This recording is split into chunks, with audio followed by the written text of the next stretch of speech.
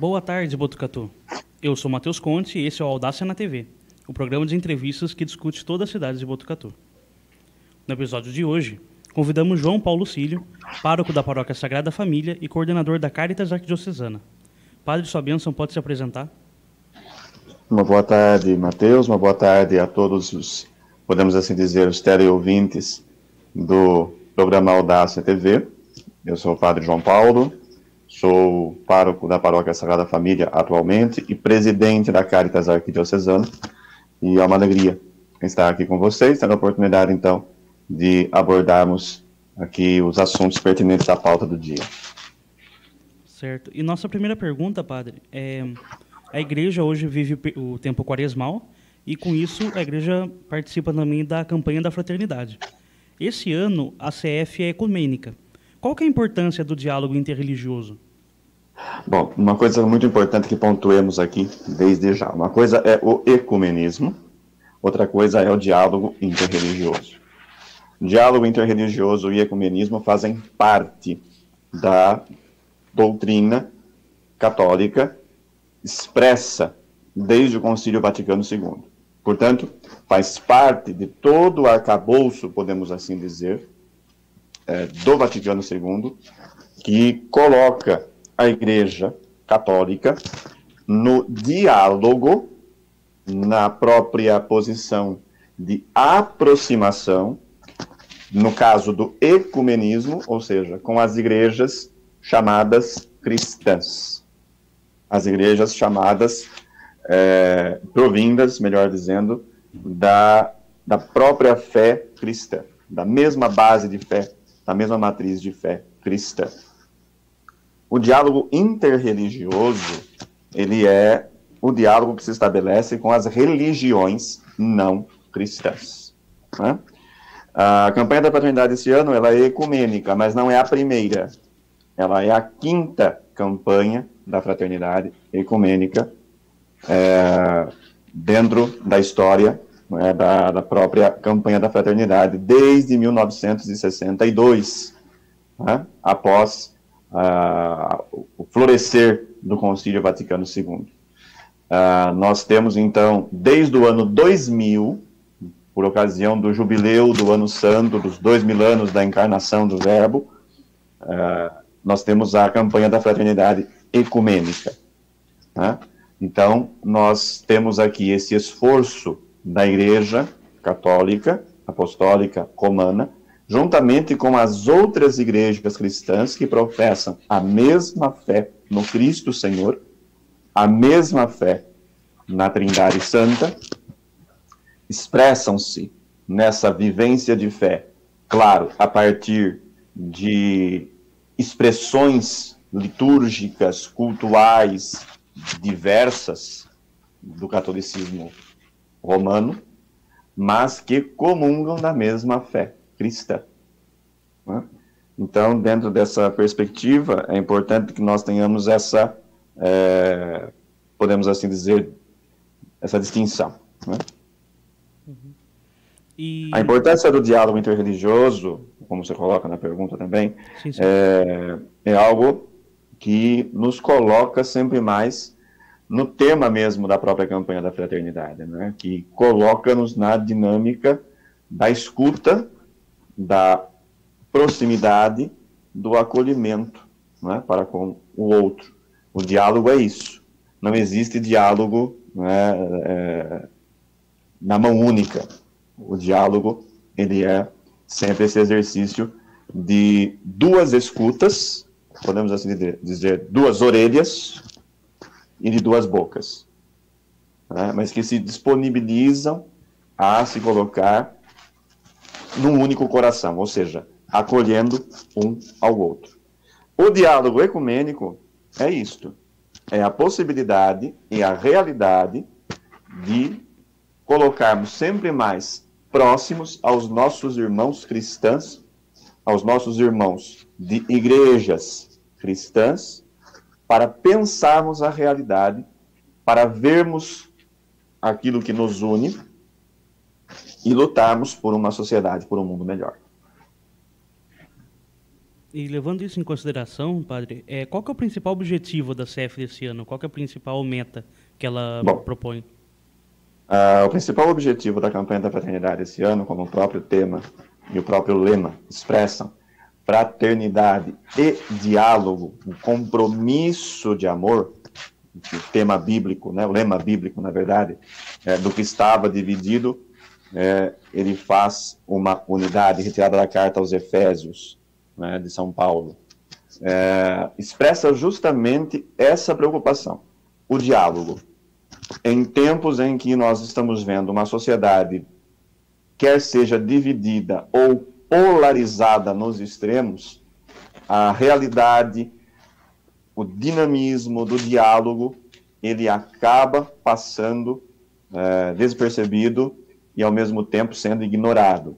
Então, as igrejas cristãs se propõem a pensar, a canalizar a sua atuação, a sua praxis, ou seja, o seu agir na dinâmica do diálogo.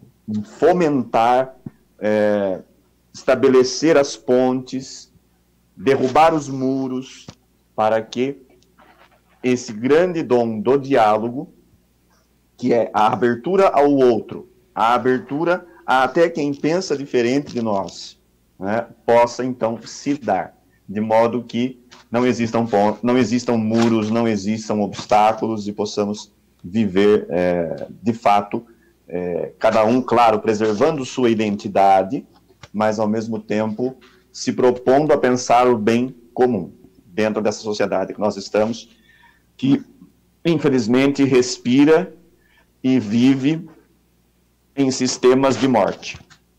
Então, pensarmos justamente como comunidades de fé, comunidades cristãs, né? Cada um a seu modo, cada um a partir do lugar onde está, mas pensar juntos e se mobilizar juntos para levarmos essa dinâmica do diálogo adiante. Então, por esse bloco é isso. Nós vamos agora para um breve intervalo. Continue ligado aqui na RCB Live TV, que ainda temos muito assunto para conversar.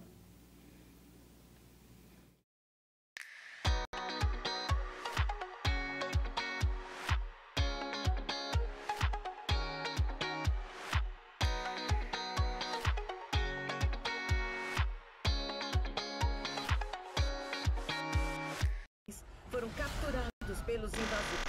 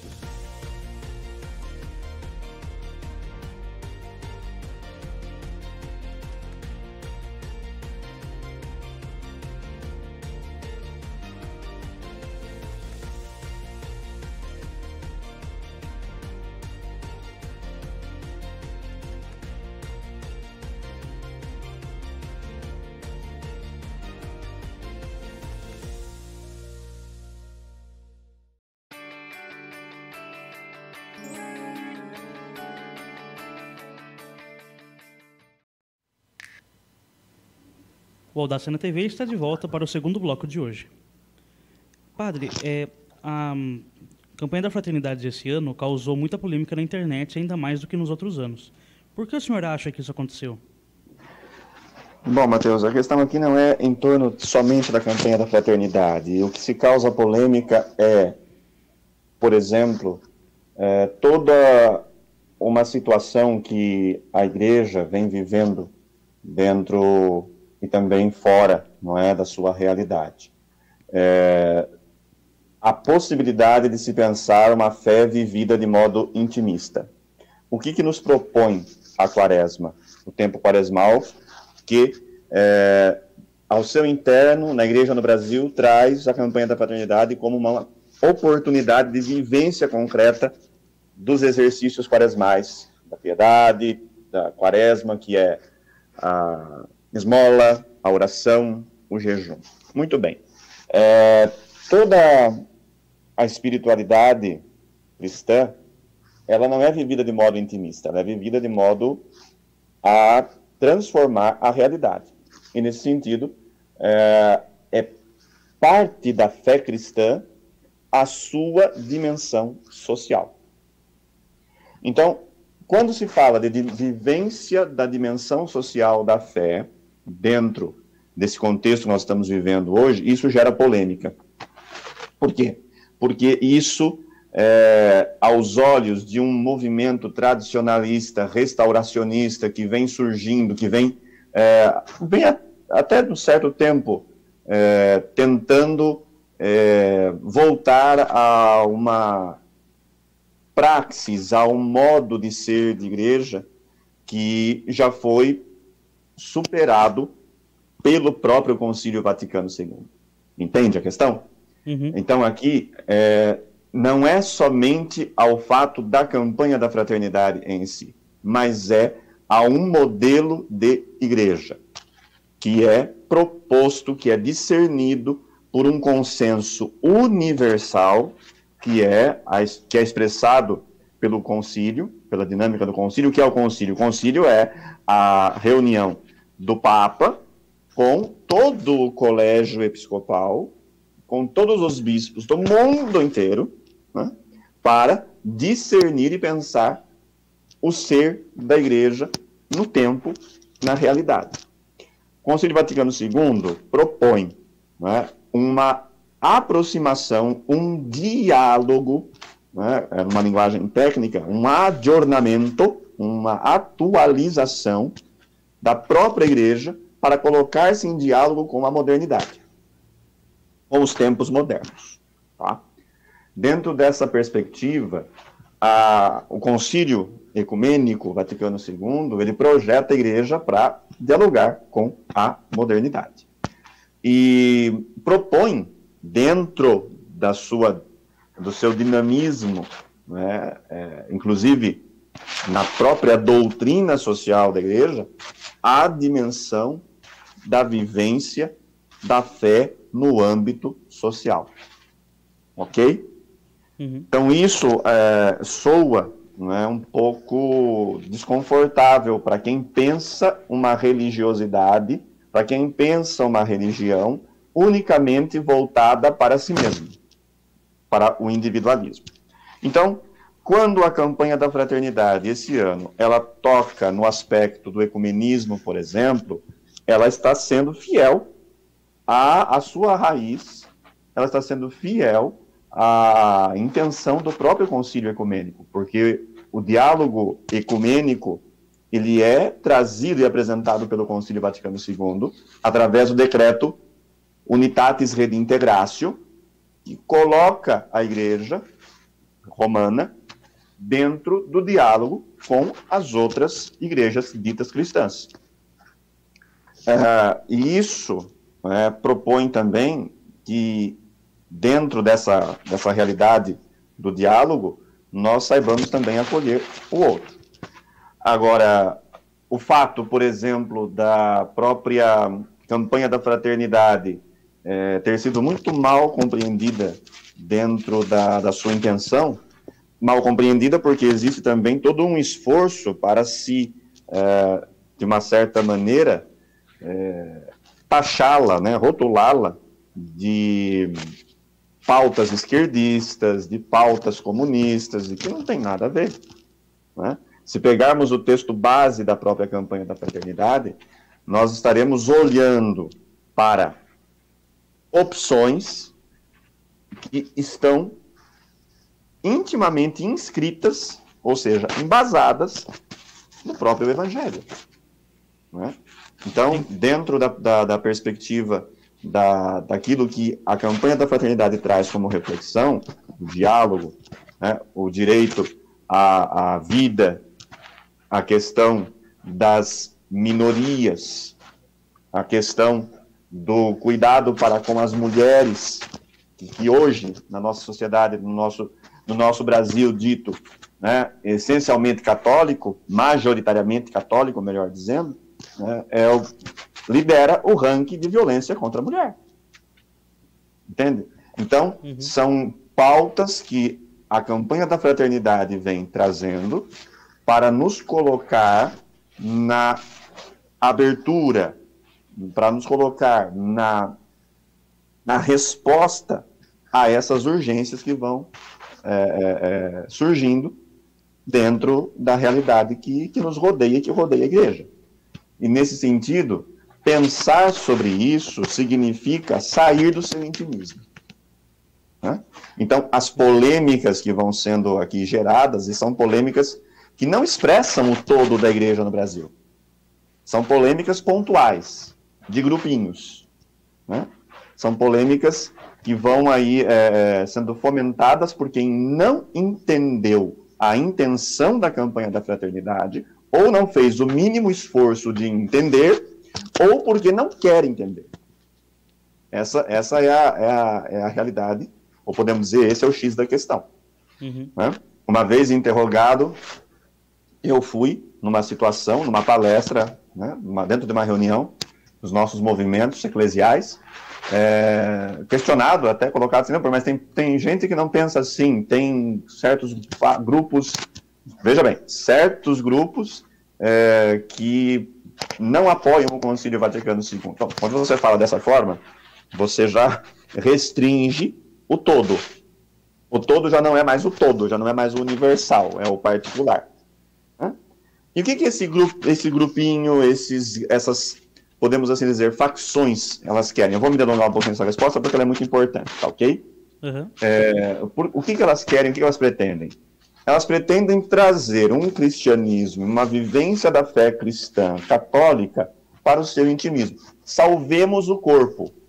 Melhor dizendo, salvemos a alma. Vamos salvar a nossa alma, deixemos o corpo de lado. O corpo não entra nessa reflexão.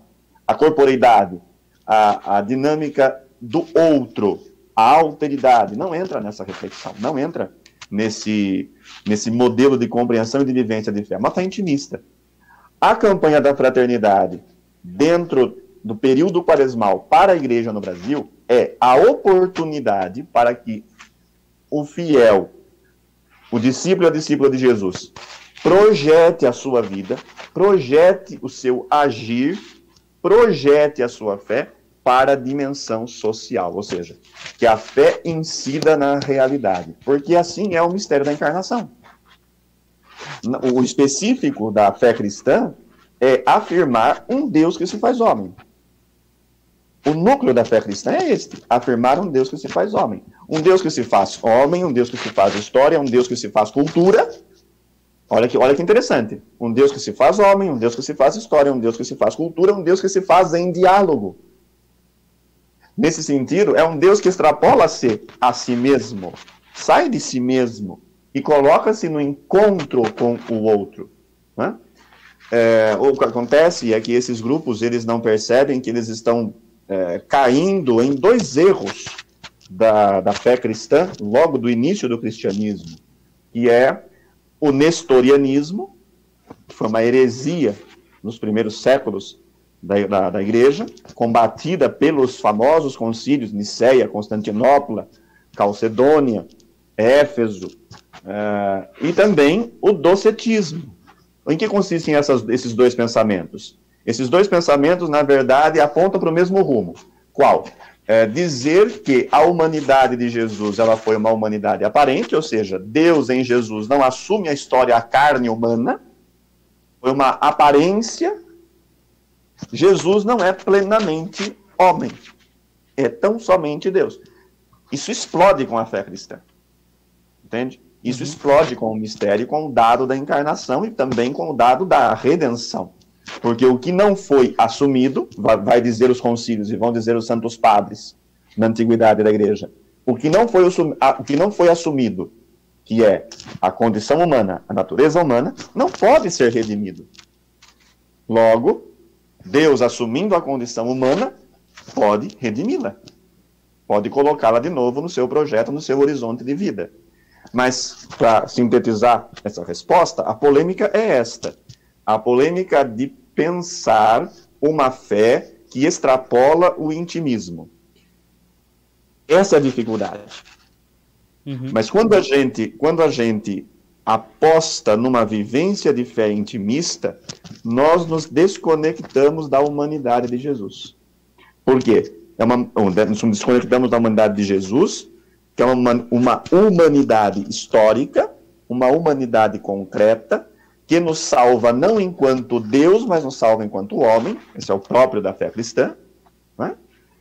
Mas que ao mesmo tempo nos desconecta dessa realidade do mistério da encarnação. É uma aposta numa fé que nos desconecta da realidade. E aí surgem esses discursos. E aí surgem esse tipo de polarização, né? Não sei se me fiz entender. Me desculpe pela demora na resposta. Nada, tranquilo. Quanto tempo o senhor achar necessário. E, por fim, padre, concluindo esse Audácia na TV, qual mensagem o senhor passa para que a gente possa viver bem o tempo quaresmal? Bom, em primeiro lugar, o tempo quaresmal nos recoloca no caminho da conversão, no caminho para a Páscoa de Jesus. Páscoa de Jesus, mas Páscoa também nossa. Páscoa do cristão. Ou seja, o mistério da paixão, morte e ressurreição de Jesus atinge o cristão. Então, esta Páscoa não é apenas uma recordação, ela é uma atualização de todo o mistério da salvação, da paixão, morte e ressurreição do Senhor, que é paixão, morte e ressurreição do discípulo do Senhor. Esta quaresma, nós já estamos por assim dizer, cruzando o seu limiar para podermos participar dos santos mistérios da Páscoa, nos coloca dentro desse caminho de conversão. É um caminho que nós podemos viver através das práticas quaresmais, através do jejum, da caridade, da oração, desde que estas três práticas nos recoloquem no encontro com Deus e no encontro com o outro. Caso contrário, nós vamos viver esse intimismo da fé, né? A esmola não vai ser um gesto de caridade concreto, mas um gesto de vanglória. O jejum não vai ser um autodomínio, mas vai ser uma dieta quaresmal. 40 dias sem comer nada, chega no sábado santo, se esbalda, quase tem uma indigestão. Ou faz o propósito de não beber qualquer tipo de coisa, e chega no sábado santo e quase se afoga num tonel de cachaça, ou de Coca-Cola, ou de cerveja, e assim por diante.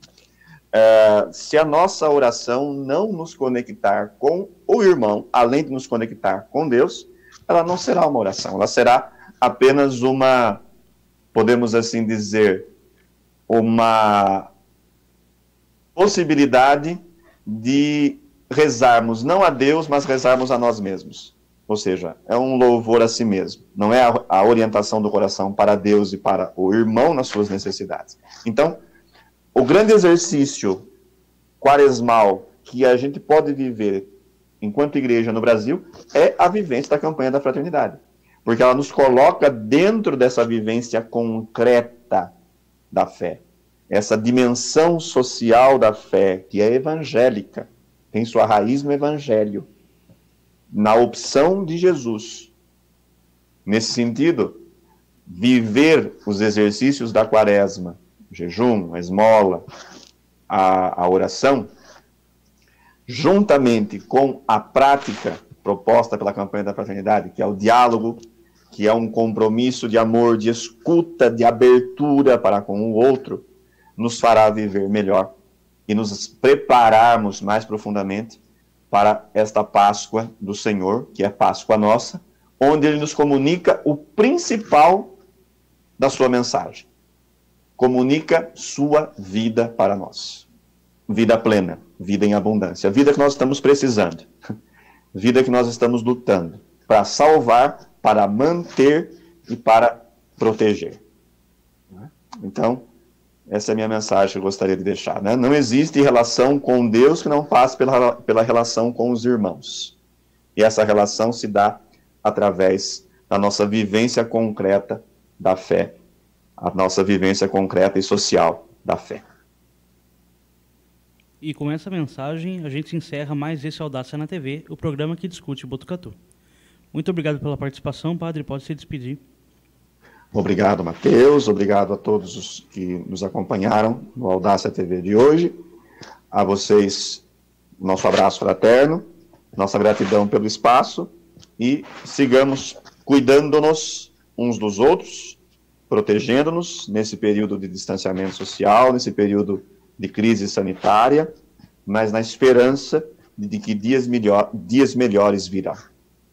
Um grande abraço a todos. Um grande abraço, muito obrigado a todos vocês ouvintes e até mais, Botucatu.